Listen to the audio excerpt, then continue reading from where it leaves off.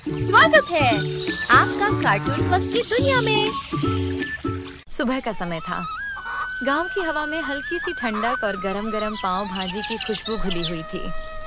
गांव के बीचों बीच रोज की तरह रामलाल काका का ठेला सजा हुआ था।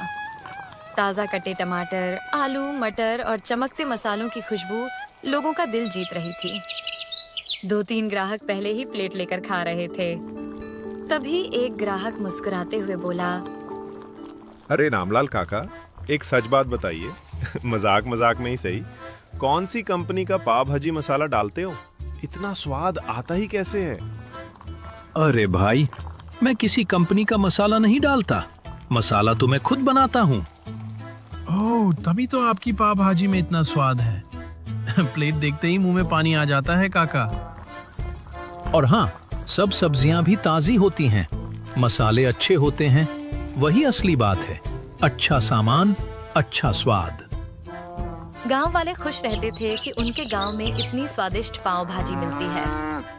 लेकिन उसी गांव में एक और पाव भाजी का ठेला था, विनय कुमार का। उसकी पाव भाजी रामलाल काका जितनी स्वादिष्ट नहीं थी, पर एक बात से लोग उसकी तरफ भी खींच जाते थे, कम दाम।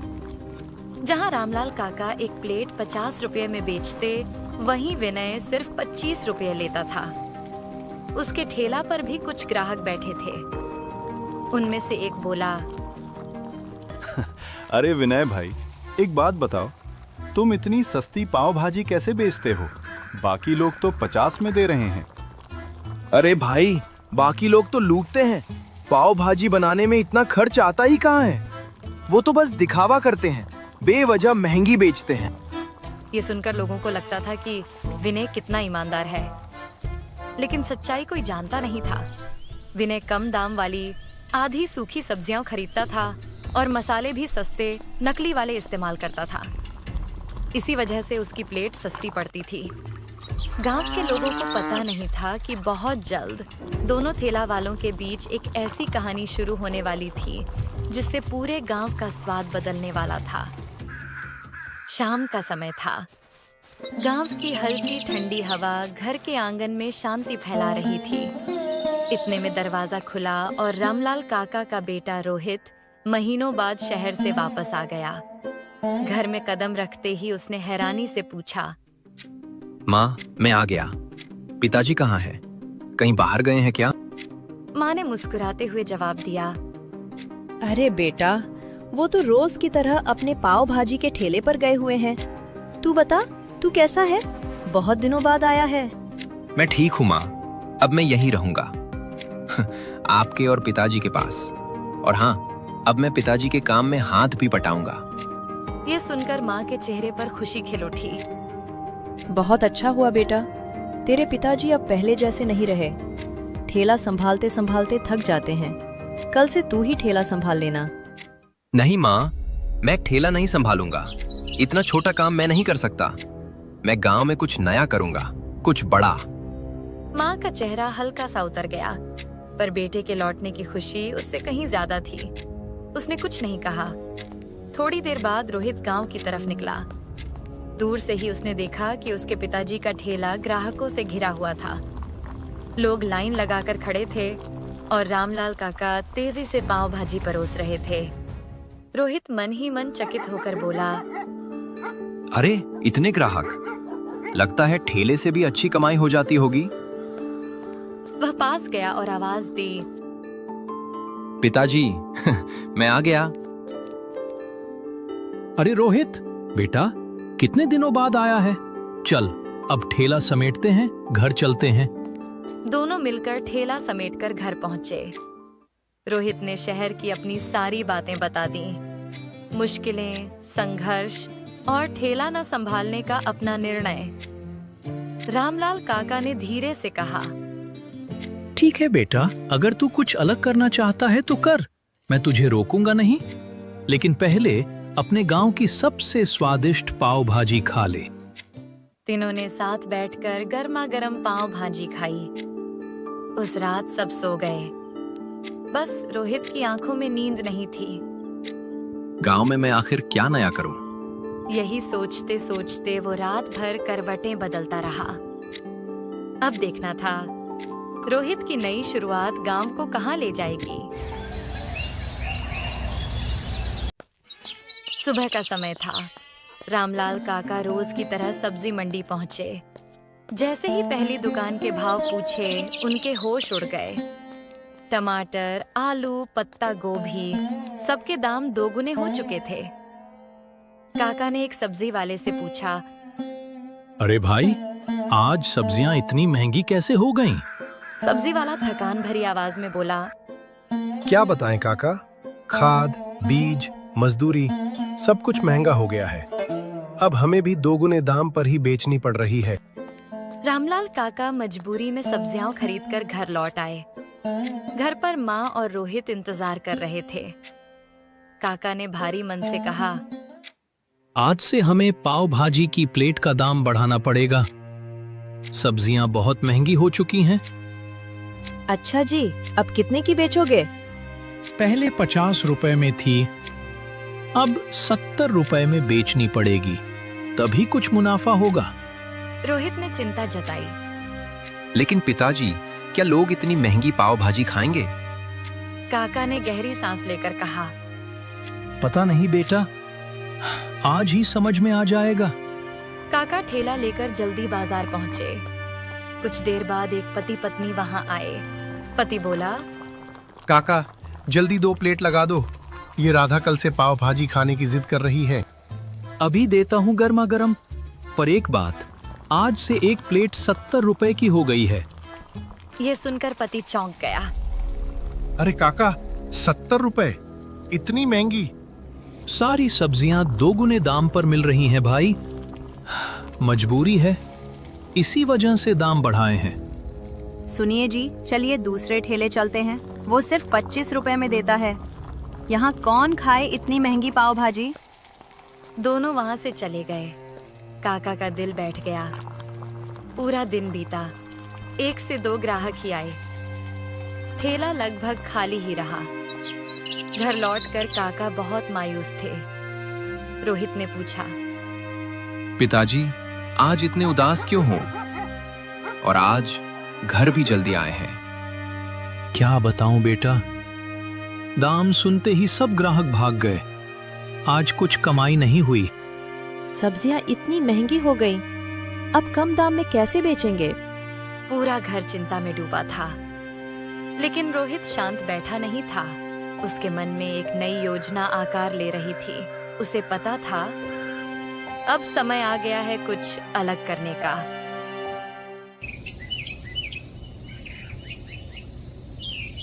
अगले दिन सुबह रोहित सीधा विनय के ठेले पर पहुंचा। उसके मन में कई सवाल थे। रोहित ने सीधे पूछा, अरे विनय, एक बात सच सच बताना, कल से सब्जियां इतनी महंगी हो गई हैं, फिर भी तुम पाव भाजी 25 रुपए में कैसे बेचते हो? विनय ने हंसते हुए कहा, अरे रोहित, दुनिया में सब तेरे पिताजी जैसे ईमानदार थोड़े ना होते। मतलब क्या? मुझे पता है तुम्हारे ठेले पर अब भीड़ नहीं आ रही, दाम बढ़ाने की वजह से ना। तो क्या करें? सब्जियां ही महंगी हो गई हैं। चल तुझे एक जगह दिखाता हूँ। वहीं से मैं सब्जियां लेता हूँ, बहुत सस्ती पड़ती हैं। रोहित उसके साथ गया। थोड़ी दूर एक आदमी सब्जियां बेचने बैठा था। वहां कुछ ताजी और बहुत सारी सूखी मुरझाई हुई सब्जियां रखी थीं। विनय ने कहा, देख, ये सूखी सब्जियां सस्ती मिलती हैं, स्वाद में भी ज्यादा फर्क नहीं पड़ता। रोहित दंग रह गया। अरे विनय, अगर हम ऐसी सब्जियां इस्तेमाल करें तो ग्राहक बीमार भी पड़ सकते हैं। अरे कुछ नहीं होता। मैं सालों से यही सब्जियां इस्तेमाल कर रहा हूँ, अब तक एक भी ग्राहक ने शिकायत नहीं की। रोहित कुछ देर चुप रहा। उसके मन में हलचल थी। ठेला फिर से चलाने की इच्छा और सस्ती सब्जियों का खतरा दोनों दिमाग में घूम रहे थे। आखिरकार उसने धीरे से कहा, ठीक है, आज ट्राई करता हूँ। विनय ने सस्ती सूखी सब्जियां खरीदी और रोहित को वापस ठेले पर ले आया। रोहित ने बिना पिता को बताए ठेला शुरू किया। कुछ देर में पहला ग्राहक आया। अरे रोहित, आज पिताजी नहीं आए? नहीं, उनकी तबीयत थोड़ी खराब है, इसी वजह से आज मैं आया हूँ। और पाव भाजी का दाम कम किया कि नहीं? या अभी तक उतना ही है? हाँ हाँ किया है। आज से एक प्लेट सिर्फ 25 रुपए। अरे वाह, तो एक प्लेट गर्मा गर्म पाव भाजी दे दो। धीरे धीरे भीड़ बढ़ती गई। रोहित ने दिन भर की सस्ती सब्जियों से बनी सारी पाव भाजी बेच दी। शाम को वह खुशी से घर लौटा। पिताजी, आज बहुत कमाई हुई। ठेला पूरा बिक गया। वाह बेटा, बहुत अच्छा। अब ठेला तू ही संभाल लिया कर। लेकिन रोहित चुप रहा। उसने दाम कम किए थे, खराब सब्जियां इस्तेमाल की थीं, और ये बात उसने काका को नहीं बताई। उस रात रोहित के दिल में एक अजीब सी बेचैनी थी। क्या वह सही रास्ते पर जा रहा था या बड़ी गलती कर रहा था? अगले दिन सुबह सुबह रोहित बड़ी खुशी से अपना ठेला फिर से लगाने निकल पड़ा। अब उसे लग रहा था कि सस्ती सूखी सब्जियों से भी काम चल जाएगा। उसने सब कुछ सजाकर पाव भाजी बनानी शुरू की ही थी कि दूर खड़ा विनय उसे ध्यान से देख रहा था। उसके चेहरे पर चालाक मुस्कान थी। विनय मन ही मन बोला, अब फंसा रामलाल का बेटा। आज तो इसे खत्म कर ही दूंगा। वह सीधा गांव के मुखिया जी के पास पहुंचा और परेशान होने का नाटक करते हुए बोला, मुखिया जी, हमारे गांव का जो रामलाल काका का पाव भाजी का ठेला है ना, अब वो सूखी सड़ी हुई सब्जियां इस्तेमाल करते हैं। मुखिया चौंक गए। अरे विनय, झूठी बातें क्यों फैला रहा है? मैं खुद हमेशा उनकी पाव भाजी खाता हूँ। मुझे तो कुछ गड़बड़ नहीं लगी। आपने 10 से 15 दिन पहले खाई होगी। अब उनका बेटा ठेला चला रहा है और वो कल से ही सस्ती सूखी सब्जियां डाल रहा है।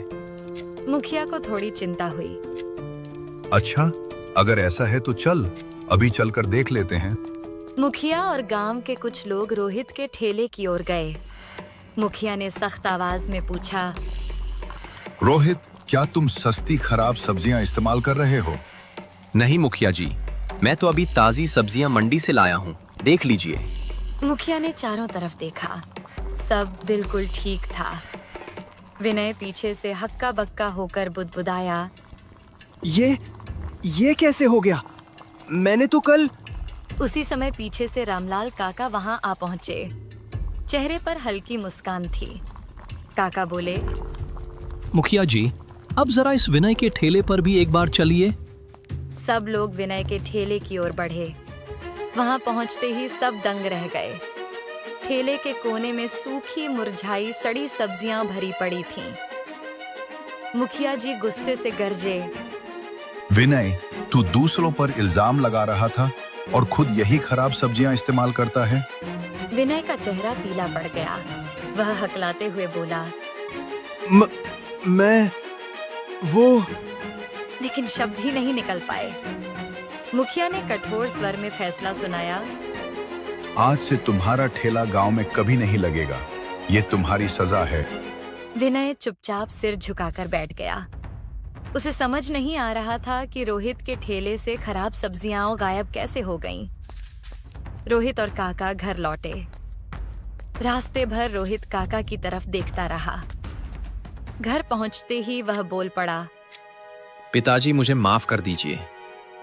मैं लालच में आकर गलती कर बैठा। कोई बात नहीं बेटा, इंसान से गलती होती है, पर तूने अपनी गलती समझ ली, यही काफी है। पर पिताजी, आपको कैसे पता चला कि विनय मुखिया जी के पास शिकायत करने गया है? अरे बेटा, मैं तेरे पास ही आ रहा था। रास्ते में उसकी सारी बातें सुन ली, फिर मैंने भी एक चाल चली और उसे उसी के जाल में फंसा दिया। वाह पिताजी, आप तो बहुत होशियार निकले। बेटा याद रखना, सब्जियां कितनी भी महंगी हो जाएं, कभी भी खराब सब्जियां लोगों को नहीं खिलानी। ईमानदारी से किया गया काम ही सबसे बड़ा होता है। हाँ पिताजी, मैं हमेशा इस बात को याद रखूंगा। और इस तरह एक लालची पाव भाजी वाले की चाल उसी पर भारी पड़ गई। गांव में फिर से रामलाल काका और रोहित की ईमानदारी की चर्चा होने लगी। और इसी तरह कहानी का अंत यही होता है। लालच का अंत हमेशा बुरा होता है। और ईमानदारी हर बार जीतती है।